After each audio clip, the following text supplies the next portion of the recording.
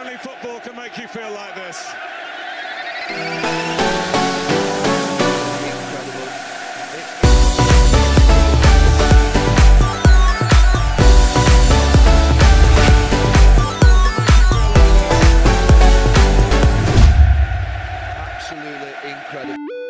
Aha, yes, reka ndabaramutse abakunzi ba Iwacu Top TV, ndabaramukije aho muherereye mwese, tukaba tuje n'amakuru y'inkino atandukanye aho turi mu kiganiro Iwacu Sport News kuri Iwacu Top TV. Je muriko murumva ndi Jean Paul Dunia Lomonde, akaba ari giye kwashikiriza kino kiganiro aho tuja kurabira hamwe inkino ingene zagenze haba mu Burundi, muri Afrika, muri Amerique du Sud bariko barakina eliminatoire ya Coupe du Monde.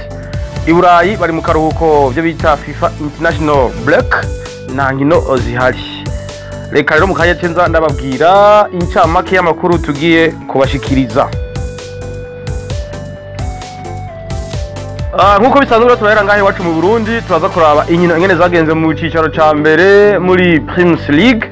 Turabe ingene imigwi yagiye iratana mu mitwe, tubabwire ama resultat, tubabwire uko imigwi irusharushanywa amanota n'ukuntu barusharushanywa ibitsindo.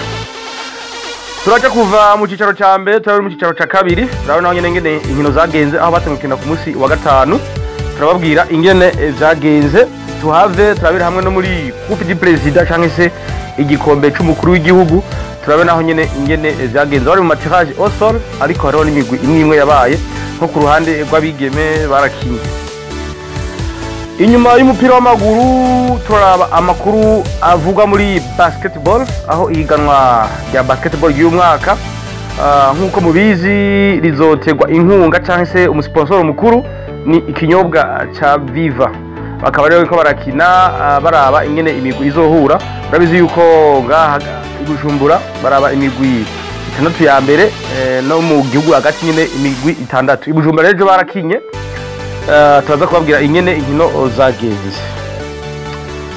Turaza kuva mu Burundi dusimbire muri Afrika. Nta kindi ko kiravugwa ni igikombe ca CAN 2021. Ndabutse ko iganwa ryari kuba mu 2021 ariko riko riraba mu 2022 bivanye na cakiza COVID-19 kiriko kirasasika inganda kwisi. Bakaba rero bageze muri kimwe ca kabiri gishiri ca nyuma demi finale. Nkabanza kubabwira ingene imigwi yahuye muri quart de finale n'ingene bazohura muri demi finale. Turaje kuva muri Afrika turabira hamwe inkino nyene zagenze muri Amerique Latine canke se Amerique du Sud. Bariko barakina bashakisha itike zo bashikana mu gihugu ca Qatar mu mwaka wa 2022 aho zo bariko barakina igikombe c'isi yose kazorariya muri Qatar. Turaza kubabwira ingene inkino zagenze muri Amerique du Sud no muri Amerique du Nord canke se muri CONCACAF. Kuko babwiye rero i Burayi nta nkino zabaye ariko turaje kubashikiriza amakuru amwe avuga muri transfer aho abakinyi benshi bariko barahindura imigwi aho nk'umukinyi Adama Traoré ahora kinira umugwi wa Wolverhampton mu Bwongereza yamaze gushika mu mugwi wa Barcelona. Biravugwa kandi ko na Pierre-Emerick Aubameyang ahora kinira Arsenal ashobora kuba nawe nyene yashitse mu mugwi wa Barcelona. Akanya ni kadukundira turaza kubabwira n'andi makuru avugwa menshi cyane hanze y'ikibuga. Reka rero ndabashimire cyane. Yindi nkuru nogenda ntababwiye mu ncamake naho umukinyi Ndayishimiye Yusuf Nyang yahora kinira umugwi wo mu gihugu ca Turki biriko biravuga yuko ashobora kuja mu mugwi wa Girondins de Bordeaux mu gihugu c'Ubufaransa. Navyo turaza kubabwira ingene zifashe. Na Cedric Amisi nyene nawe nyene biravuga yuko umugwi we yahora kinira ari muri Arabie Saoudite yoba yamaze kugwa n'undi mugwi ukinira mu cicaro ca kabiri. Byose turaza kubabwira muri ano makuru aho ndababwiye nti ikaze muri kino kiganiro. Reka mazina kubwire nti wowe turakora subscribe ubandikene kuri channel ya Iwacu Top TV ukore subscribe kugira ngo uzohore wa mbere mu kuronka inkuru zacu uzikiri zishasha. Reka rero mpikaze abasportif mwese muri rusangi abakunzi b'imigwi reka mere kuri n'inganza Melkisedeki bamutazira Madudu ndabwiye nti ikaze muri kino kiganiro afana FC Barcelona. Shadrack Mani nambona ari ku masangano ndashikaze mu kino kiganiro. Nezimana Mark yari yamubwiza kujya gatatu nabwiye nti karibu. Claude Carlos na nyene karibu. Ndayishimiye Jean Baptiste mwese ndabwiye nti karibu afana Liverpool. Bamwita Jean Dodier mu giteranyi karibu muri kino kiganiro. Mwese ndabaramukije coach Arusha, coach Jibril, Suleiman hari muyinga mwese ndababwiye nti kaze muri kino kiganiro. Girenga nziza mwese gadi kwihangana mwese karibu muri kino kiganiro. aho kumwe nanjye Jean Paul Dialomont winga bw'ivyuma abatuma aya majwi abashikira neza nkuko murayumva ni MC Mango afadikanije na Bizman Twibe kaze mukanya idonido.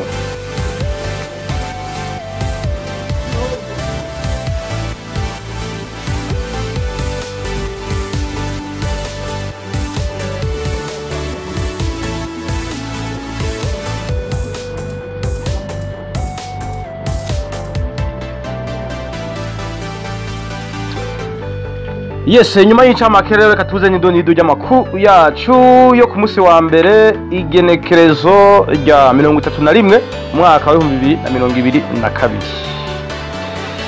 Reka tuyahere mu cicaro ca mbere muri Primus League bari bageze ku ndwi ya 20. Nino zagenze gutya batangiye ku munsi wa gatandatu. Burundi Sport Dynamique yatsinze Top Junior nako reka tuze mukanya.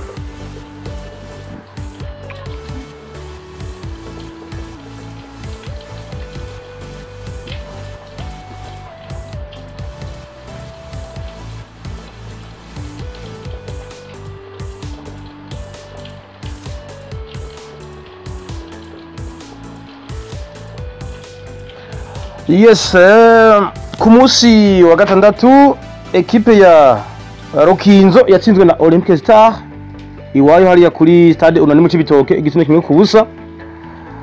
Top Junior hariya mu Kayanza itsindwa na Dynamique kimwe ku busa. Kayanza United na Musonga Timanya 2 ku bindi. Aigle Noir itsindwa na Vitaro 2 kuri kimwe. Bujumbura City itsinda Flambeau de l'Est 4 ku busa. Bumamuru itsinda Le Croco kimwe ku busa.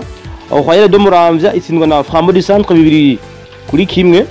Le Messager d'Ongozi itsindwa na Atletico New Oil Academy igitsindo kimwe ku busa. Yes, gushika rero ku ndwi igira 20 ukuntu imigwi isumbasumbanya n'uku equipe ya Bomamuhu ari mu Cibitoke ifise amatama 43 niyo ya mbere. Atletico New Oil Academy y'Imuyinga 37 ya gatatu ni Flambeau du Centre 33. Vitaro FC ni ya kane 32, ya gatanu ni Messager d'Ongozi 31, Top Junior ya gatandatu 31 nayo nyene baranganya. Yindwi ndi Burundi Sport Dynamique 30, iyo munani ni Aigle Noir 29, y'icenda ni Musongati FC 28, Olympic Star ni y'icumi 27, Bujumbura City 11 28, Rukinzo FC ya 12 23, 13 ni Flambeau de l'Est ifise 18, zitatu za nyuma ziri mu murongo utukura zishobora gukora ku mwanya n'umwanya. Kayanza United iri ku mwanya wa 14 n'amanota 16, 15 ni Royal FC y'Umuramvya 18 n'umwanya wa 15, iya nyuma ku mwanya wa 16 ni Le Croco FC mu Rumonge ifise 12 yonyene. Abamaze kwidiza ibisindo vyinshi bushika ku ndwi ya 20. Uwa mbere ni Banza Patrick Kanyanga wa Bumamuru ibisindo 11, akurikirwa na Nzeyimana Jean wa Vitaro 11 nawo nyene baranganya. Wa gatatu ni Ndikumana Landry wa Atletico New Oil Academy ibisindo 8. Wa kane bamwita Tampo Jansi wa Aigle Noir ibisindo 8 nawe nyene. Wa gatanu ni Igakiza Aime wa Flambeau du Centre afise ibisindo 7. Wa gatandatu ni Nduwimana Desire wa Burundi Sport Dynamique nawe nyene akaba afise ibisindo 7. Inyuma y'icicaro ca mbere reka turabira hamwe n'amakuru avuga mu cicaro ca kabiri nabo nyene barakinye. Equipe ya Lelière yanganije na Magara Young Boys kimwe ku kindi.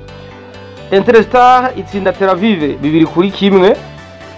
Intwara Rumuri batsindwa na Muzinga FC iwayo ibisindo 2 kuri kimwe. Les Elephants y'Ububanza iganya na Lumière do Mumba kimwe ku kindi. Tigre Noir itsinda Moso Sugar 2 ku busa. Les Jeunes Athletiques batsindwa na LRB 4 kuri 3. Garage Express y'Igitega itsinda Buhumuza FC yo mu Cankuzo 2 kuri kimwe. Delta Star hariya mu Gatumba itsinda New Force Academy ibitsindo 3 kuri kimwe. Yes, inyuma yo kuva muri deuxième division canke mu cicaro ca kabiri. Reka turabiramwe n'amakuru avugwa mu gikombe c'umukuru w'igihugu Coupe du Président. Baracari mu nkino zo gutangura inkino za kurekure. No kuvuga ngo imigwi ikomakomeye ntiratangwa kugegwako. Haracakina ya migwi nyene yayi itagira ivyicaro, abakina lokale n'abari mu vyicaro vyo hasi vya kane. Rero ngaha hari kirangamisi kuntu imigwi izogendera hura kuri stade Nkurunziza Peace Park Complex. Genekerezo rya kabiri z'ukwezi kwa kabiri azori ku munsi wa gatatu. Ekipe yitwa Gatwe New Generation izokina na Tigre Noir yo mu Ruyigi, izokina ku kibuga c'Imakamba. Kuri stade Intwari ekipe yitwa Alpha CD yo muri Bujumbura Mairie izokina na Les Elephants. No kuvuga ngo aya nama ekipe yo mu cicaro ca gatatu azokina na mu cicaro ca kabiri. Meka FC y'Ibujumbura izokinana n'Intwara Rumuri. Matana FC ikinana na New Force Academy. Rugombo ikinana na Relier FC. Sororezo FC izokinana na Lumière do Mumba. Frambo do Gahararo ikinana na Buhumuza FC. Rema FC ikinana Rema FC y'Imakamba izokinana na Muzinga FC. Amicale Kibimba izokinana na Moso Sugar Company. Young Boys do Bugendana izokinana na Magara Young Boys. Mugara FC izokina na Tel Aviv FC. Unité des Jeunes do Rumonge izokina na Interstar. Musongati Academy ni kuvuga ngo ni Academy ya Musongati izokina na Legends Athletic. Ndabibuza ko Musongati Academy ariyo yakuyemo equipe ya Ngozi City. Etoile du Nord do Ngozi izokina na Garage Express. Aigle Noir B izokina na Lydia Dick Sports for Africa. Vision 2026 y'Ibujumbura yo muri Bujumbura Mairie izokina na Delta Star yo mu Gatumba. Akaba ari uko inkino zifashe muri Coupe du Président, aho imigwi yashoboye kubandanya yo ikina local izohura n'imigwi ikina muri deuxième division. Tirage au sort ikaba yabaye ku munsi wa gatanu. Akaba ari uko rero bazohura, tuzogenda tubabwira ingene inkino zizoba zagenze mu makuru yacu yo hanyuma. Yes, inyuma ya makuru avuga ngaha mu Burundi muri football, reka turabira hamwe n'amakuru avugwa muri basketball. Ndabibutse ko iganwa rya basketball ubu rifashwe mu mugongo nashaka ikinyobwa ca Viva. Ni ikinyobwa gihingurwa n'ishiramwe Brahudi, ikinyobwa kitagira isukari, ni kuvuga ngo ni ikinyobwa c'aba diabetic. Reka cenza mu kanya ndababwire ingene inkino zifashe mu mupira w'amaboko wa basketball. Yes, mwiganwa rya basketball umupira w'amaboko nabo nyene baratanguye gukina. Ndabibutse ko muri basketball ngahi Bujumbura hari imigwi 9 niyo izokura namwo, bazoca bafata imigwi 6 ya mbere. No mu gihugu hagati nyene naho nyene bazokura namwo bafata imigwi 6 ya mbere, bityo bace batangura ihiganwa ari imigwi 12 yose hamwe. Ngaha rero Ibujumbura uko inkino zagenze mu ma equipe 9 ku munsi wa gatandatu equipe ya Lezipo ni ku ruhande rw'abagabo yatsinze Muzinga amanota 83 kuri 33, no kuvuga difference y'amanota 20. New Star itsinda Mutanga United 22-38. Equipe ya Remesha itsinda Dinamo 33-52, Sidida Michikirazira. Urunani Gwihaniza Jimkana 90-63. Akaba ari izo nkino zabaye mu weekend. Iyindi migwi ikazoba nibaza ko ari mu yindi weekend izokurikira. Ngaha rero bariko batwereka ukuntu imigwi ikurikirana. Ukuvuga ngo equipe y'Urunani yo ya mbere yaratsinze ifise ukuvuga ngo ifise difference y'amanota 20 n'indwi niyo ya mbere. Lesiponi ya kabiri nayo yaratsinze yagize difference y'amanota 20. Remesha ni ya gatatu yaratsinze yagize difference y'amanota 13.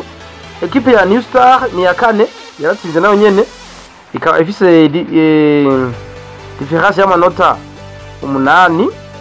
Mutanga United yaratsinzwe ikaba yarushijwe amanota ifise amanota 8 yarushijwe. Dinamo ni ya gatandatu nayo yaratsinzwe ikaba yifitiye amanota 13 yarushijwe. Ekipe ya Muzinga yaratsinzwe ku difference amanota 20. Jimkana ni 8 iratsindwa ku difference amanota 27. Kern nibaza yuko itakinye niyo hagize ya nyuma, nibaza yuko ni yakina nayo izoheza ikaza mu bibanza vyiza cyane. Akaba rero ko vyifashe muri basketball yari higanwa ry'Ibujumbura ariko byo mu gihugu hagati turabironka. Nibaza ko rizobashikiriza amakuru yacu yo ku munsi wa gatanu ingene bizoba vyagenze. Reka tumira mate cyo turabira hamwe n'amakuru avugwa muri CAN ni muri Coupe d'Afrique des Nations bikirabera mu gihugu ca Cameroon ku ncuro ya 33. Akaba bageze muri demi final kimwe cya kabiri gishira icanyuma. Yes, nyuma yo kuva mu Burundi reka turabira n'amakuru avugwa muri Afrika muri Coupe d'Afrique des Nations CAN 2021. Nari nababwiye yuko iri higanwa riko mu 2022 yari kuba mu mwaka uheze wa 2021 mu kwezi kwa gatandatu, ariko kubera cyakiza kirasasika inganda kwisi coronavirus baciye bagimurira mu 2022. Ni ku cyuro ya 33 riko riraba mu gihugu ca Cameroon. Ku munsi wa gatandatu bariko barakina kimwe cya kane gishiri cyanyuma barangije ku munsi wejo. Ekipe ya Gambia ku munsi wa gatandatu yatsinzwe na Cameroon 2-0. Burkina Faso itsinda Tunisie 1-0. Ni mu gihe Burkina Faso bari beretswe n'ikarata itukura ariko nibyo babujije gutsinda bajya barabo muri Tunisie. Egypte ihaniza Maroc abaro bari bahuye 2-1 ari ku munsi wejo. Igihugu ca Senegal cihaniza Guinea Equatoriale ibitsindo 3-1. Inyuma rero ya quart finale imigwi uko izohura muri demi finale nuku. Ku munsi wa gatatu Burkina Faso izohura na Senegal igihe cy'isaha 3 nyene. Ni mu gihe ku munsi wa kane naho igihugu ca Cameroon kizotana mu mitwe na Egypte. Ni kuvuga ngo les Lions indomptables izo muri Cameroon bazohura na Les Pharaons yo muri Egypte cyangwa muri Egiputa. Izi ntare naba bami ashadoco wambaye. Ego no kuvuga rero finale itegekanijwe ku munsi w'Imana. Ku munsi w'Imana ni finale bazokina guhanira umwanya wa gatatu hamwe na finale. Finale izoba igihe no kuvuga umunsi wa gatatu ni igihe cy'isaha 12 umwanya wa gatatu. Finale nayo iciba igihe cy'isaha 3 z'ijoro ku munsi w'Imana. Finale bega ni Burkina Faso izoshika finale cyangwa se Senegal, ni Cameroon cyangwa se Egypte. Ushaka kuja muri commentaire ukavuga uti ama ekipa zokina finale nashi. Jewe kuga amahirwe menshi ndabona Senegal izokina na Cameroon. Reka tubitega amaso. Gushika ubu rero abamaze gutsinda ibitsindo byinshi mu higanwa rya CAN ku ncuro ya 33 bamwita Avesa Aboubakar. Uyu ni umunya Cameroon afise ibitsindo 6 niwe wa mbere. Bamwita Toko Ekambi nawe nyina kinira Cameroon no wa kabiri ibitsindo 5. Urumva ko abanya Cameroon aribo bariko barigaragaza mu gutsinda ibitsindo byinshi. Umukinyi akomoka mu gihugu ca Malawi bamwita Muhango afise ibitsindo 3. Ibrahima Kone wa Mali ibitsindo 3. Boufal wa Maroc ibitsindo 3 nubwo Maroc yataje. Mogni wo muri Comores ibitsindo 2. Alevina wo muri Gabon ibitsindo 2 nawe nyene. Diallo wo muri Gambie ibitsindo 2. Wahbi Kazri wo muri Tunisie ibitsindo 2. Nicolas Pepe ibitsindo 2 bakina Arsenal mu Côte d'Ivoire. Sadio Mane umunya Senegal akinira Liverpool nawe nyene afise ibitsindo 2. Yes, nyuma ya makuru avuga muri CAN reka ndabajabutse ibahari ya Pacifique. Reka dusimbaye mu gihugu ku mugabane wa Amerika. Turahera muri Amerika Latine cyangwa se muri Amerika y'Epfo. bivana n'ukuntu wewe uvyita. Muri Amerika Latine bariko barakina barondera itike izobashika nariya mu gihugu ca Qatar mu mwaka uza nako ni mu kwa gatandatu, ukwezi kwa gatatu niho bazokina igikombe c'isi. Igihugu ca Equateur canganije na Brazil gizina kimwe ku kindi, bariko barakina umunsi wa 15 n'inkino zo gusubiriza. Yari june ya 15, ndabibutse ko hasigaye imisi 3, inkino zitatu kuri buri equipe. Equateur rero inganya na Brazil kimwe ku kindi, ni mu gihe ama equipe yose beretswe ikarata itukura ari ku munsi wa 4. Ku munsi wa 5 igihugu ca Paraguay gitsindwa na Uruguay kimwe ku busa, Paraguay berekwa ikarata itukura. Chili itsindwa na Argentine ibitsindo bibiri kuri kimwe. Colombie itsindwa na Peru ku munsi wa 5 ibitsindo kimwe ku busa. Venezuela yihaniza Bolivia ine kuri kimwe, ni mu gihe Bolivia beretswe n'ikarata itukura kuri ku nkino zagenze. Ku nshuro ya 16 badusubira bakine uyu ejo igihe saa 4 zo ngaha iwacu mu Burundi. Bolivia zo kwakira Chili, Uruguay yakire Venezuela ku munsi wa 3 igihe saa 7 z'ijoro. Argentine izo kwakira Colombia ku munsi wa 3 igihe saa 7:30. Igihugu ca Brazil kizo kwakira Paraguay ku munsi wa 3 igihe saa 8:30 zo ngaha iwacu z'ijoro. Peru ikina Equateur ku munsi wa 3 igihe cy'isaha mu bucagucagu azoba isaha 10. Badosura gukina umunsi wa 17 igerekezo ya 24 z'ukwezi kwa 3 aho Argentine zo kwakira Venezuela. Yes, gushikubu rero igihugu ca Brazil nico ca mbere gifise amanota 36 mu nkino 14. Argentine ifite 32 mu nkino 14. Equateur mu nkino 15 ifite amanota 28. Peru mu nkino 15 ifite 20. Uruguay mu nkino 15 ifite 19. Colombie ifite 17 ni ya gatandatu. Chili ni 7 ifite 16. Bolivia mu nkino 15 ifite 15 nyene. Iyicenda ni Paraguay mu nkino 15 ifite 13. Igihugu ca Venezuela nico ca nyuma ku mwanya w'10 n'amanota 10 yonyene mu nkino 15. Abamaze gutsinda ibisindo vyinshi muri Amerika Latine mu kurondera itike zo bashikana muri Qatar bamwita Martins, afise ibitsindo 9. Neymar umunya Brazil afise ibitsindo 9. Neymar. Luis Suarez yakinira Uruguay yakinira na Atletico de Madrid afise ibitsindo 6. Lionel Andreas Messi akinira Paris Saint-Germain anakinira Argentine afise ibitsindo 6. Lautaro Martinez akinira Inter de Milan mu Butaliyano n'umunya Argentine afise ibitsindo 6. Geva uyu n'umunya Canada afise ibitsindo 5. Pana Canada n'umunya Equateur yego ibitsindo 5. Estrada ibitsindo 5. Simon Landon akinira Colombie ibitsindo 4. Alexis Sanchez akinira Inter de Milan afise ibitsindo 4. Romero ibitsindo 4. Alexis Vidal ibitsindo 4. Carlo ibitsindo 3. Borja ibitsindo 3. Di Arlachayeta ibitsindo 3. Amazina aragoye gusoma. Ikindi kiratino. Luis Muriel ibitsindo 3. Makis ibitsindo 3. Richardson umunya Brazil akinira Everton ibitsindo 3. Ena Valencia umunya Colombia afise ibitsindo 3 nawe akinira Everton. Blairton afise ibitsindo 3. Akaba ari uko vyifashe.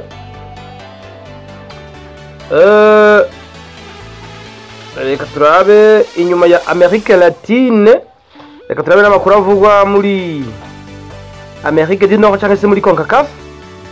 Ku munsi wa 5 Jamaica yatsinzwe na Mexique 2-1. Jamaica beretswe ikarata itukura. Etats-Unis cyangwa se Leta Zunze Ubumwe za Amerika batsinda Salvador 1-0. Honduras itsindwa na Canada 2-0. Costa Rica itsinda Panama 1-0. Munsi wa 5 ejo barakinye Canada yatsinze Etats-Unis 2-0. Ekipe ya Canada bayitondera komeye cyane.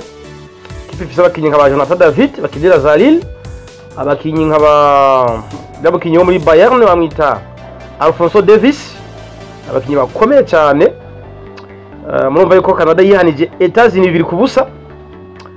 Panama itsinda Jamaica 3-2, Mexique inganya na Costa Rica ubusa ku bundi, Honduras itsindwa na Salvador 2-0. Bazosubira ku munsi wa kane, Jamaica izokwakira Costa Rica, ku munsi wa kane nyene Etats-Unis yandi yakire Honduras, Salvador yakire Canada, Mexique yakire Panama. Akaba ari uko bazokina. Gushika rero equipe ya Canada yo ya mbere, Canada irakomeye, tuyitegeye muri Coupe du Monde 2022. Etats-Unis ya kabiri 18, urumva ko yirushane. Mexique ya gatatu 18, Panama ya kane 17, Costa Rica ya gatanu 13, Salvador 9 ni ya gatandatu, Jamaica ni 7 nyene, Honduras ni 8 niyo ya nyuma ifite amanota 3. Yes, abamaze gutsinda ibitsindo byinshi muri Amerique CONCACAF ni bamwita Larine. Larine afise le munyakanada afise ibitsindo 12. Jonathan David akinira Lille afise ibitsindo 8 no wa kabiri. Hasselbank afise ibitsindo 6. Cavarini nawe nyene umunyakanada afise ibitsindo 5. Alphonso Davies ibitsindo 5. Mumva ko abanyakanada ari bo bigaragaza. Jeje nabwo ni Canada yakomeye cyane bayitege. Nason wa gatandatu afise ibitsindo 4. Uyu n'umunya Etats-Unis, no? Umunya Etats-Unis. Wetterman ibitsindo 4, Freeman ibitsindo 4, Repi ibitsindo 3, Michael Antonio ibitsindo 3 n'umunya Jamaica. Blackburn ibitsindo 3, Wallet ibitsindo 2, Martin ibitsindo 2, Lugamas ibitsindo 2, Jose Perez ibitsindo 2, Bakuna ibitsindo 2, uri twene Bakuna ibitsindo 2 baritiranwa. Nicholson ibitsindo 2, Cole ibitsindo 2, Arson umunyamerika afise ibitsindo 2. Numva ko abanyamerika ari babiri bonyene, naho nyene umwe afise 3 undi afise 2. Abanyakanada abaradomina nibo bafise ibitsindo byinshi. Yes, nyuma rero y'amakuru ari karavugwa mu bijanye no mu kibuga, reka tubabere n'amakuru avugwa hanze y'ikibuga. Turahera mu transfer, aho tuje guhera ngaha mu Burundi nk'ako transfer ziko ziravugwa. Abakinyi nk'aba Ndayishimiye Yusufu Nyang, Cedric Amis bariko baravugwa yuko bashobora guhindura imikwi. Kaje tuza mu kanya. Yes, reka duhere mu Burundi. Turahera ku mukinyi Saidon Ntibazonkiza ari muri Tanzania, amutazira ngo ni antibiotic bivanye n'ukuntu atsinda ibitsindo amashuti aremereye cyane, yaba ku makufa cyangwa se ku penalty. Ariko baravuga yuko umumenyereza wa Young Africans cyangwa ubuyobozi bwa Young Africans bariko baramusaba yuko bamwongereza kontra kugira ngo abananye kinira uwo mugwi wa Young Africans. Yindi nkuru kiravugwa n'umukinyi Cedric Amis, abivuga yuko ashobora kuba yahinduye umugwi aho akinira mu gihugu ca Arabie Saoudite. Bikavuga yuko ahinduye umugwi yakina mu cicaro ca mbere, mugabe bikavuga yuko agiye gukinira mu cicaro ca kabiri. Sinzi gituma kuva mu cicaro ca mbere ukaja mu ca kabiri, ngira ngo yakurikiranye amafaranga nimba yamuha menshi nta kibuza arigira, kuko ni business, baba bari muri business. Ufise ibijumbo nyenda gutwara imwe niko bimeze. Yes, ubundi mukinyi twovuga ni umukinyi Ndayishimiye Yusufu Nyang, yarakina mu gihugu ca Turki. Bikaba bivuga yuko umugwi wa Girondins de Bordeaux uriko uramurondera. Ni mugihe uwo mugwi wa Girondins de Bordeaux ubarizwa mu kibanza ca 17 bw'ihiganwa ryo mu Faransa muri Ligue 1. Bakaba rero babonye yuko Ndayishimiye Yusufu Nyang ashobora kumwibika ko. Ni mugihe uri mukinyi bari biteze yuko yobasinyira, ngira ngo bitagikunze, bakabavuga bati iyi option isigaye ni Ndayishimiye Yusufu Nyang. Reka turabe yuko Ndayishimiye Yusufu Nyang azoja gukinira uwo mugwi wa Bordeaux. Tukaba tumwifurije amahigwe, kuko kuva mu higanwa rya Turki ukaja mu Faransa, nagwe murumva yuko ari intambwe azoba ateye. Ni mugihe mu bakinyi b'abarundi umaze gukinira muri Ligue 1 mu Faransa ari umukinyi Saidon Ntibazonkiza wenyene. Ni Yusuf azoba agiye mu mugwi wa Bordeaux, azobabaye umukinyi wa kabiri w'umurundi akinye mu higanwa rikuru ry'Ubufaransa Ligue 1. Ndabibutse ko Saido Ntibazonkize yahora akinira umugwi wa Caen. Iyi ni nkuru twababwira naho umukinyi Kwizera Pierre cyangwa se Pierrot atakibarizwa mu mugwi wa AS do Kigali, ubu akaba yasubiye mu mugwi wa Rayon Sport. Igiko kiribaza muri Rayon Sport, mbega Pierrot numwe wa kera aracatera nka kera bimeze gute? Reka turije tuzorabe ingene bizoba avyifashe. Tumwifurize n'amahirwe mu mugwi wa Rayon Sport. Yabibutse ko uyu mugwi yawukiniye igihe kirekire, awugiriramwo ibihe byiza cyane aho yari na kapitene cyangwa se kizigenza uyu mugwi wa Rayon Sport. Nyuma rero y'amakuru avuga mu bakinyi bonga iwacu mu Burundi bariko barahindagura imigwi, reka turabirame n'amakuru avuga ku mugabane wa Buraya. Nababwiye yuko i Buraya atankino zabaye muri weekend, bazokina ku munsi wa gatandatu muri weekend, bazokina inkino amahiganwa. Bo bari mu karuhuko muri bimwe bita ngo ni FIFA International Break. Rero kandi nababwire nyene abakinyi bariko bararondegwa muri Mercato. Nibaza yuko baza kurangiza uyu munsi igihe cy'isaha 6 z'ijoro cyangwa se minuit niho biza kurangira Mercato yo mu kwezi kwa mbere ihera. Biriko biravuga yuko rero muri FC Barcelone umukinyi Adama Traoré yamaze gusinyira FC Barcelone.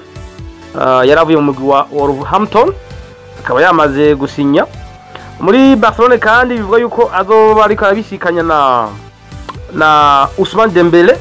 Bivuga yuko Ousmane Dembele ashobora kwitegwa umwanya n'umwanya muri PSG. Izi ni nkuru ziravugwa ariko ntituzi ko ari ivyo. Reka turindire turabe uko biri kose. Uyu munsi turarara tumenye abakinyi benshi bahinduye imigwi. Ikindi kivuga muri Barcelone naho umukinyi Pierre-Emerick Aubameyang, uyu ni kapitene wa Arsenal. Biravuga yuko ekipe ya FC Barcelone bamaze kumvikana na Arsenal, akaba agiye kuzo kwifatikanya na FC Barcelone mu kubakinira. Reka navyo tubitega amaso turindire tuze kuraba yuko baduha inkuru y'imvaho. Ubundi mukinyi ariko aravuga yuko ashobora guhindura umugwi, naho ekipe ya Real de Madrid bivuga yuko irifuza umukinyi akina hagati mu kibuga mu ekipe ya Lyon. Bamwita Chouameni, ngira ngo mwaramubonye muri Lyon. Nakume ngo ni Monaco sinzi, ariko biravuga yuko rero Real de Madrid iriko iramwifuza cyane. Reka tubindire navyo nyene. Muri Arsenal kandi biravuga yuko umukinyi Arthur Melo yahora akinira Juventus. Biravuga yuko Arsenal ishobora kumwibika ku mwanya n'umwanya. Avye reka turindire. Okay, iyi ni nkuru iravuga mu gihugu cy'Ubutaliyano, naho umukinyi ka Dusan Vlahovic ni umunya Serbia.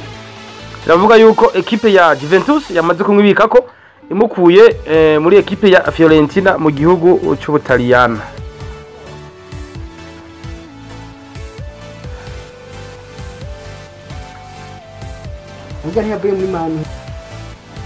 Inkuru twavuga ko ari insolite, iyo tuca turangiriza ko naho bivuga yuko inyuma yaho umukinyi Mendy wa Manchester City afatiwe mu bikorwa by'ubusambanyi bakamupfunga. Biravuga ko yarikuwe ariko murantunga. Biravuga ko yamaze kurekugwa ubu ari libere, ariko akaba yaraciwe n'amande. Iyi ni nkuru rero naho umukinyi Greenwood akinira Manchester United. Bivuga yuko yafashe umukunzi we cyangwa se umukopine wiwe aramudiha akaza aramukubita, aho ku mafoto biboneka yuko ari bisebe gusa yari yamudunze, yene nako yavyinje mu maso.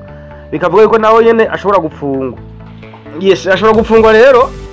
Hari rero iburaya ntibafyina, ni kuvuga ngo ukoze amakosa ba aplika reglement kujya nyene biri. Bikavuga yuko rero umukinyi Greenwood ashobora kuba yamaze gushika amugasho, mugabo ntibatubwira amande bamuciye. Reka tubitega amaso. Reka rero ndabashimire cyane mwe mwese muriko madukurikirana. Ndababwiye nti muri abantu b'abagabo.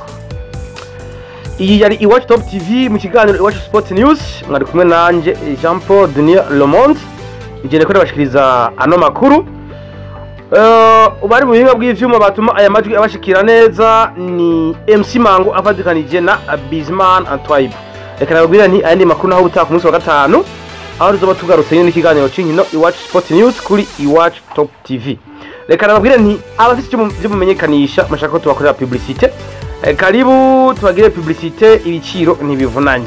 Ndabashimisha ndabakengurukira, reka nababwira nti bye naho butaha, hasta la vista.